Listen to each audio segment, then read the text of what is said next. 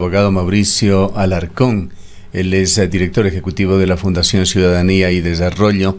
Abogado Alarcón, bienvenido. Se va despejando un poco el panorama, por lo menos hay claridad ya en cuanto a los 8 binomios presidenciales. Se empiezan a entregar encuestas por parte de personas naturales y jurídicas que fueron calificadas por el Consejo Nacional Electoral, me parece que fueron 9, que dan cuenta sobre los primeros sondeos o encuestas que van realizando. Importante a estas alturas conocer su visión sobre cómo se desarrolla este proceso que sigue siendo express desde muchos aspectos. Gustavo, buen día, un saludo para ti y para nuestra audiencia. Ya tenemos el panorama claro, al menos respecto de los binomios presidenciales, y es un detalle no menor a propósito de lo que podría ser oficialmente un adelanto y a su vez una ampliación de la etapa de campaña electoral. Recordarás tú que en aquel calendario aprobado por el Consejo Nacional Electoral causó sorpresa y hasta malestar, diría yo, no solo en los actores políticos, sino en la ciudadanía, el hecho de que, teniendo elecciones de primera vuelta el domingo 20 de agosto, se hable del inicio de la campaña electoral el martes 8. Pocos días, pocos espacios para compartir e interactuar con la ciudadanía. Presentarle las propuestas no es lo óptimo frente a un proceso extraordinario como el que estamos viviendo. Así es que hoy, 12 de julio, con los binomios presidenciales al menos ya en firme, se analiza la posibilidad de empezar oficialmente la campaña electoral y darle así a los candidatos y a la ciudadanía un mayor espacio para el debate de propuestas. Así es que en buena hora por ello. Tú también has mencionado el tema de las encuestas y creo que hay una gran responsabilidad por parte de los actores que hacen opinión y de ustedes, periodistas y medios de comunicación, en difundir datos de casas encuestadoras que están aprobadas por el Consejo Nacional Electoral. Un detalle no menor a propósito de la guerra de encuestas que en redes sociales se da entre los distintos candidatos, quienes dan tanta valoración a una encuesta hecha en Twitter que aquel trabajo de campo que encuestadoras como la que has mencionado hace un momento realizan, ¿no? Entonces creo que ese tipo de encuestas informales, sin fichas técnicas, sin mayor dato que el que beneficia o perjudica a un candidato en específico, no deberían formar parte del debate público. Hay una lista específica que el Consejo Nacional Electoral ha puesto a consideración a propósito de quienes se han registrado como tal para hacer este tipo de pronósticos, y pues creo que es un buen referente para después no estar incurriendo en actos que no ayuden mucho en un proceso electoral tan extraño. Ahora, como el que estamos. abogado Alarcón, usted ha manejado mucho encuestas a lo largo de los años. ¿Cómo puede justificarse ese resultado tan diferente entre el señor Maluk y Comunicalízate, que dan a Luisa González el primero en el orden del 33%, el otro del 26%, que es una diferencia abismal? Las encuestadoras generalmente utilizan metodologías. Unas lo hacen en campo, otras lo hacen a través de medios digitales, pero no todas lo transparentan. Y eso es clave, Gustavo, porque necesitamos saber cómo se levanta información, cómo se procesa.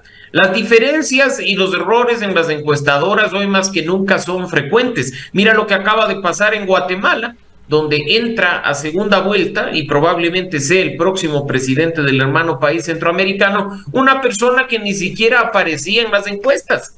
Lo mismo ha sucedido en otros tantos países de la región y del mundo, no producto de que las encuestadoras fallen, sino de su trabajo poco profesional y poco formal. Para hacer encuestas no basta con tener un título universitario. Para hacer encuestas no basta con haber estudiado un curso de estadística.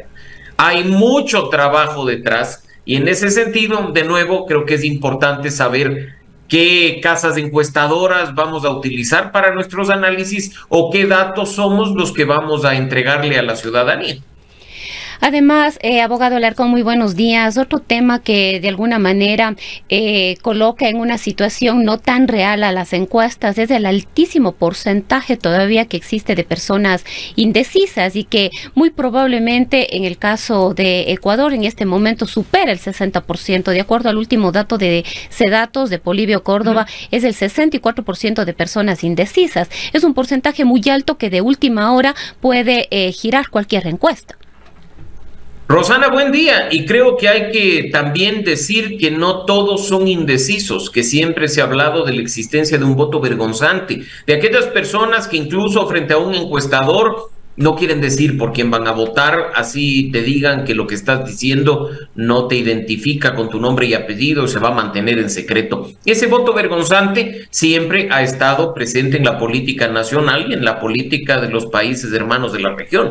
Así es que hay que poner cada cosa en su lugar. No necesariamente 6 de cada 10 ecuatorianos están indecisos, muchos de ellos no quieren topar el tema de la política, aunque en su interior ya tengan decidido el voto. Y creo que por ello es que hay que tener claros algunos aspectos a propósito de lo que Gustavo y tú han mencionado. El primero, que en la elección presidencial no cuenta el voto nulo. El voto nulo no es considerado un voto válido y como tal es importante ver el porcentaje de ciudadanos en una encuesta que estarían dispuestos a anular el voto. ¿Por qué? Porque al no contabilizarse estos votos, al no considerarse válidos, los porcentajes que obtienen de manera positiva los candidatos deben ser ponderados al alza en función de esos votos nulos que definitivamente no cuentan. Ese es un aspecto que muchas encuestadoras no te señalan. Por otro lado, el tema de la indecisión es muy fácil hablar, así como con el voto positivo, de los indecisos a nivel nacional y probablemente haya concentración de voto indeciso en algunas provincias o en algunas ciudades del país, pero los porcentajes varían entre uno y otro lugar. Y de nuevo, dentro de este tipo de análisis de datos es fundamental conocer la ficha técnica de la encuesta. No que te digan simplemente hemos hecho tantos miles de muestras. Y citando lo que mencionaba Gustavo hace un momento, el señor Omar Maluk, que ahora resulta ser experto encuestador, el año 2021, a propósito de la segunda vuelta electoral, decía en su última encuesta que el señor Andrés Arauz ganaba la presidencia de la República con 58% frente al 42% de Guillermo Lasso, diciendo que había hecho 8,000 encuestas a nivel nacional, diciendo que incluso había trabajado para esta ponderación en función de los votos nulos. Lo cierto es que ya sabemos cómo terminó ese proceso. Así es que de nuevo, con responsabilidad, pensando siempre en la ciudadanía, en nuestro público más que en nosotros, poder transmitir datos que incluso, como sabemos, terminan orientando a aquellos que sí, de manera efectiva, se encuentran indecisos.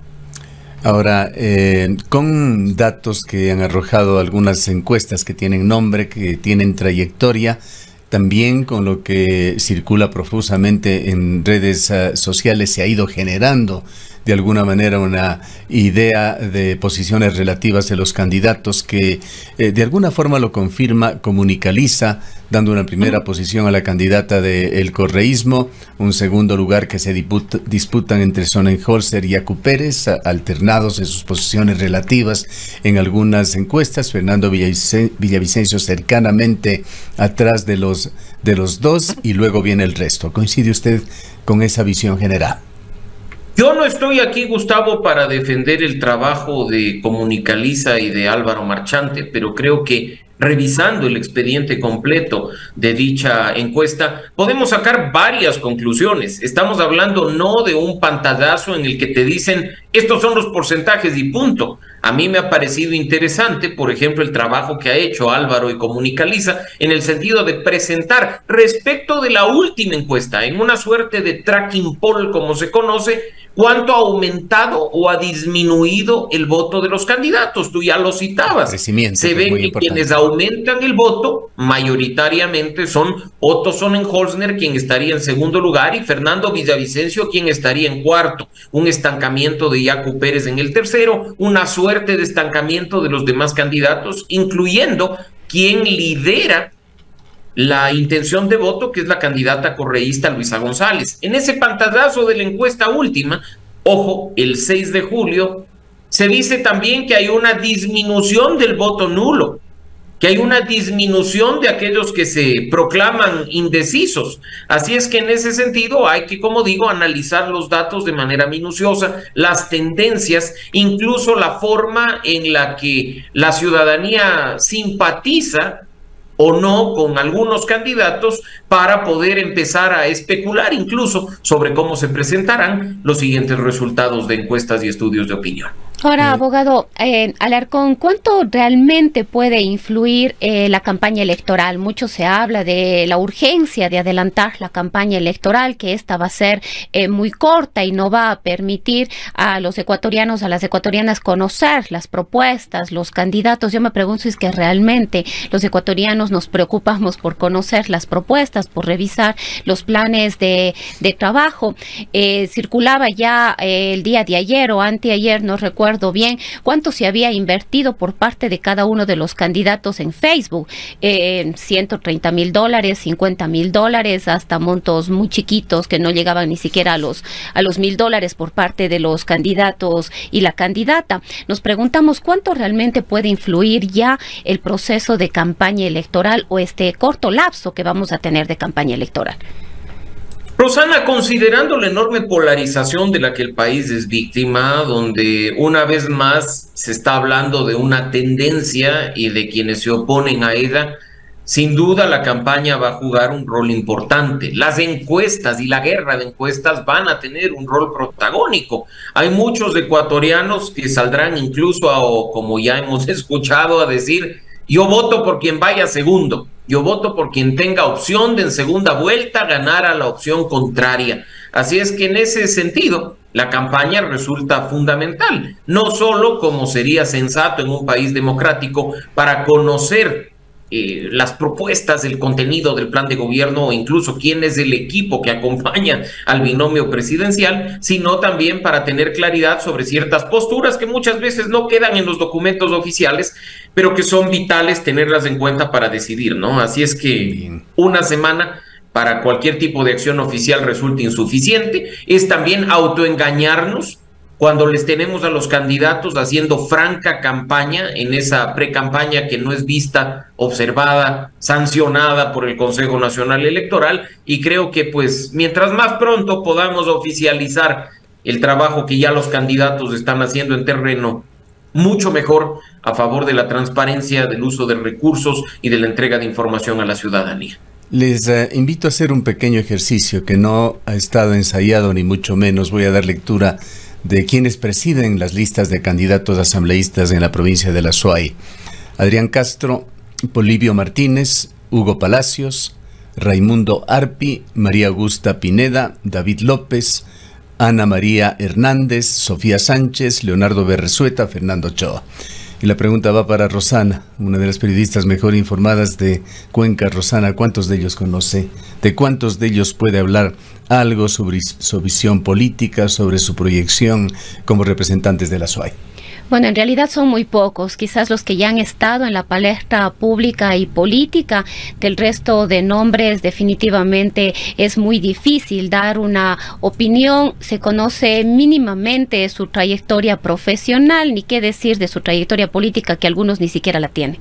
A lo que voy abogado Alarcón, es que los 10 son la punta del iceberg. Detrás de ellos están 55 candidatos que pretenden representar a la provincia de La Suay, y muy poquísimos son conocidos, y estamos, me parece que alrededor de 40 días de las elecciones.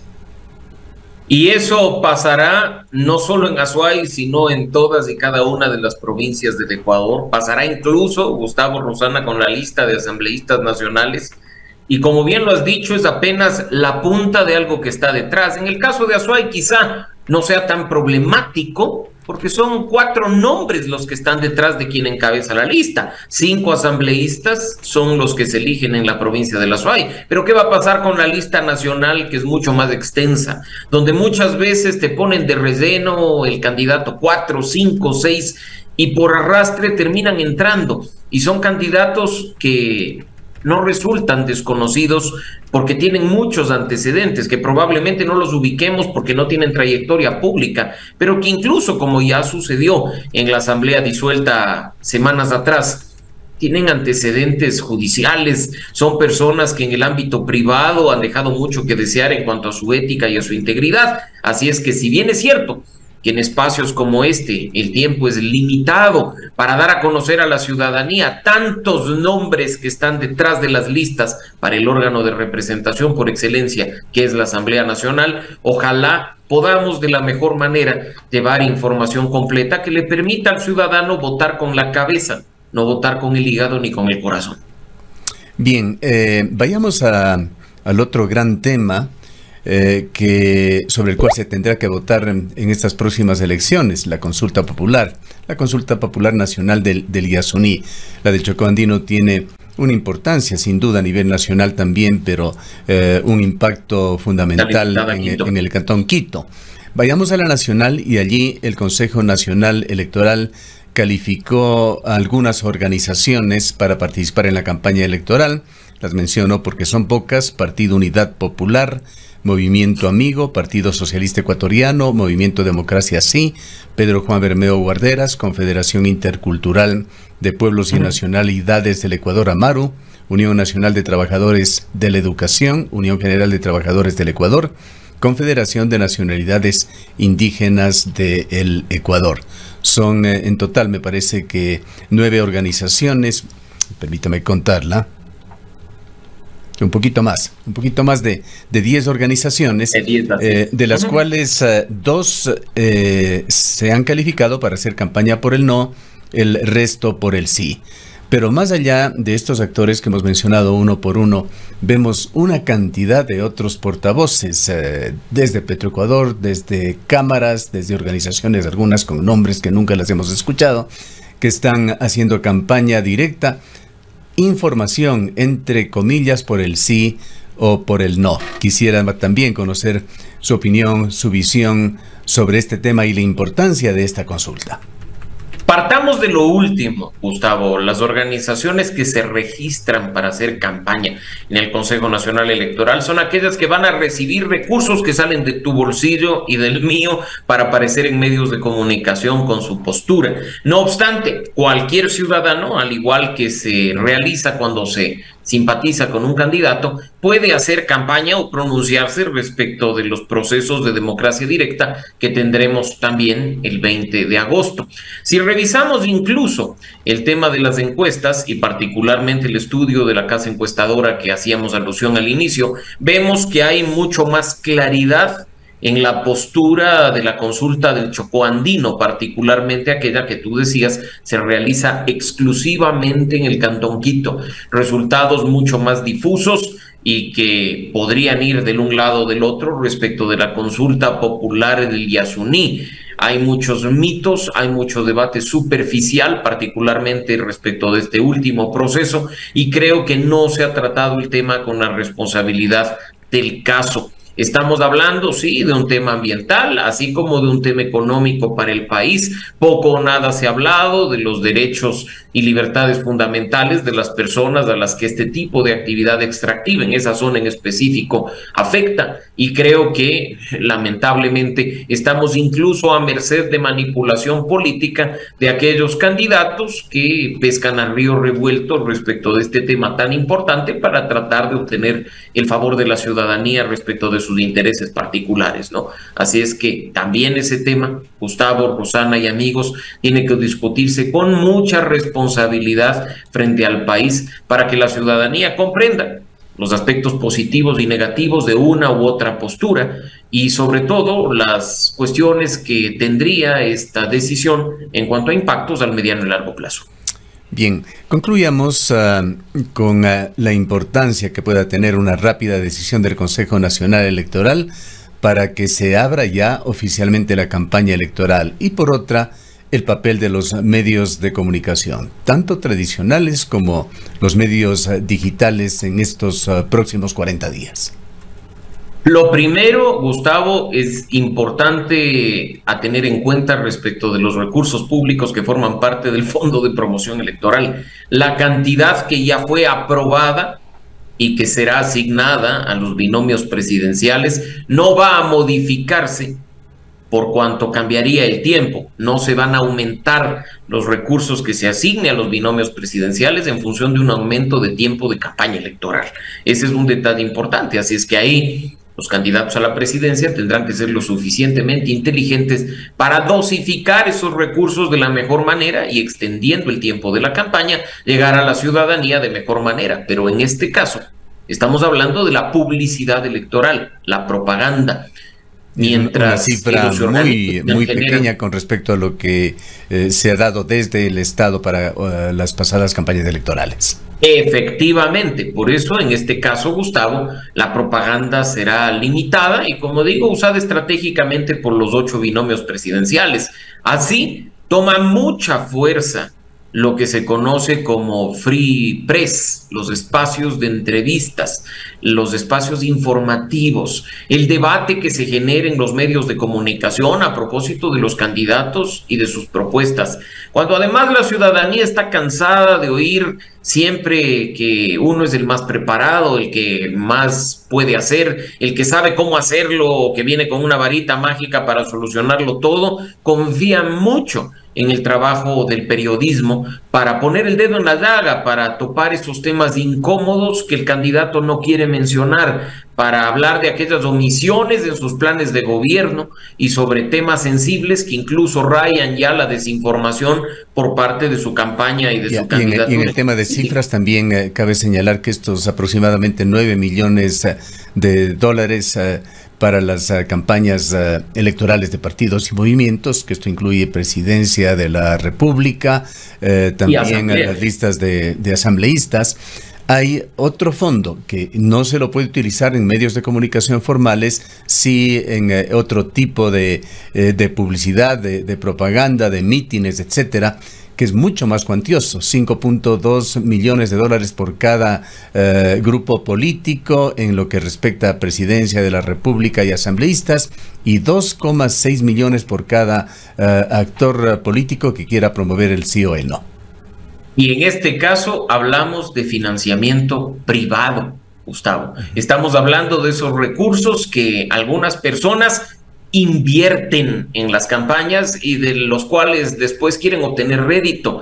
Después surgen cuñados incómodos, gerentes de empresas públicas acusados de corrupción. Por ello también es importante que no solo tengamos en cuenta estos recursos que salen de nuestro bolsillo para que los candidatos accedan a propaganda en los medios de comunicación, sino también conocer de primera mano, de su boca, quiénes están detrás de sus candidaturas, quiénes financian sus campañas, quiénes están poniendo recursos para esos recorridos a nivel nacional, para las banderitas y para las camisetas. Pues sabemos que lamentablemente la inversión desinteresada en política no existe, y más bien en este caso muchas personas lo que hacen es apostar para obtener un rédito, aunque sea en ese año y medio que tendrá un presidente de transición electo efectivamente en octubre en caso de haber segunda vuelta. Bien, gracias por habernos acompañado. Siempre un gusto, Gustavo, Rosana, buen día para ustedes y también para nuestra audiencia.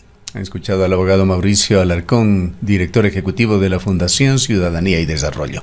Son las 8:02 minutos.